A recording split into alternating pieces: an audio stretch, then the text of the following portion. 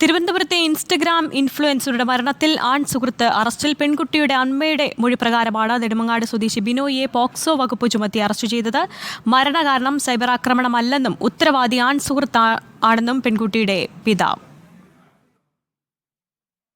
ഞാൻ ഈ വീഡിയോ ഇതൊക്കെ തുടങ്ങിയ ശേഷം എൻ്റെ കുടുംബം നശിച്ചത്. ഒരു തരത്തിലും എൻ്റെ മകൾ സൈബർ ആക്രമണം എന്നും പറഞ്ഞാൽ അതിൻ്റെ ബന്ധപ്പെട്ട് എൻ്റെ മകൾ ആത്മഹത്യ ചെയ്യില്ല. അവൻ തന്നെയാണ് എൻ്റെ മകളെ കൊല്ലിച്ചത്, അല്ലെങ്കിൽ യാതൊരു മാറ്റമില്ല. അശ്വിൻ ഡിയാഗോയുടെ വിവരങ്ങളുമായി തിരുവനന്തപുരത്ത് നിന്ന്. അശ്വിൻ, ഇപ്പോൾ ഈ ബിനോയിയെ അറസ്റ്റ് ചെയ്തിരിക്കുകയാണ്. പെൺകുട്ടിയുടെ അമ്മയുടെ മൊഴിയാണ് വന്നിരിക്കുന്നത്. ഇത് സൈബർ ആക്രമണമല്ല എന്ന് പിതാവ് പറയുമ്പോൾ പോക്സോ കുറ്റത്തിലെ ഏതെല്ലാം വകുപ്പുകൾ പ്രകാരമാണ് കേസ്? എന്തൊക്കെയാണ് പോലീസ് പറയുന്നത്? അശ്വിൻ,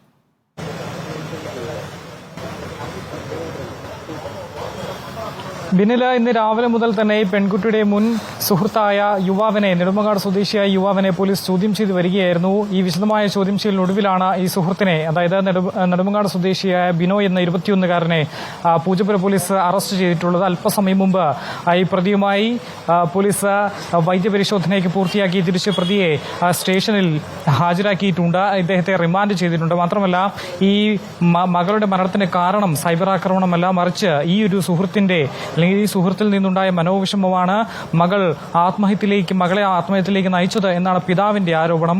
ഈ ഒരു ആരോപണം ആദ്യമുണ്ടായിരുന്നത് ഒരു കടുത്ത സൈബർ ആക്രമണത്തെ തുടർന്നാണ് പെൺകുട്ടി മരിച്ചത് എന്നുള്ളതായിരുന്നു ആദ്യത്തെ ആരോപണം. പക്ഷേ പിന്നീട് പോലീസ് ഈ അമ്മയുടെ മൊഴിയും അതുപോലെ തന്നെ കുടുംബത്തിന്റെ മൊഴിയും ഒക്കെ രേഖപ്പെടുത്തിയിരുന്നു. ഈ അമ്മയുടെ മൊഴിയുടെ അടിസ്ഥാനത്തിലാണ് ഈ യുവാവിനെതിരെ, ഈ മുൻ ആൺ സുഹൃത്തിനെതിരെ ഇപ്പോൾ പോലീസ് കേസെടുത്തിട്ടുള്ളത്. അതിൽ ഏറ്റവും പ്രധാനപ്പെട്ടത് പോക്സോ കേസ് അടക്കം ചുമത്തിയിട്ടുണ്ട് എന്നുള്ളതാണ് ഏറ്റവും പ്രധാനപ്പെട്ടത്. കാരണം ഈ പോലീസ് പറയുന്നത് ഈ പെൺകുട്ടി 17 വയസ്സ് പ്രായപൂർത്തിയാകുന്നതിന് മുൻപ് തന്നെ ഈ യുവാവുമായി ശാരീരിക ബന്ധത്തിൽ ഏർപ്പെട്ടിട്ടുണ്ട്. അതുകൊണ്ട് തന്നെ പോക്സോ വകുപ്പ് ഇതിൽ നിലനിൽക്കുമെന്നാണ് പോലീസ് പറയുന്നത്. പലതവണ ഇത്തരത്തിൽ ആവർത്തിച്ചിട്ടുണ്ട് എന്നും പോലീസ് പറയുന്നുണ്ട്. മറ്റൊന്ന്, ഈ യുവാവിന്റെ ഫോൺ രാവിലെ മുതൽ പരിശോധിക്കുന്നുണ്ട്. ഈ ഫോണിൽ നിന്നും പല നിർണായകമായിട്ടുള്ള തെളിവുകളും കണ്ടെത്തിയിട്ടുണ്ടെന്നും പോലീസ് പറയുന്നുണ്ട്.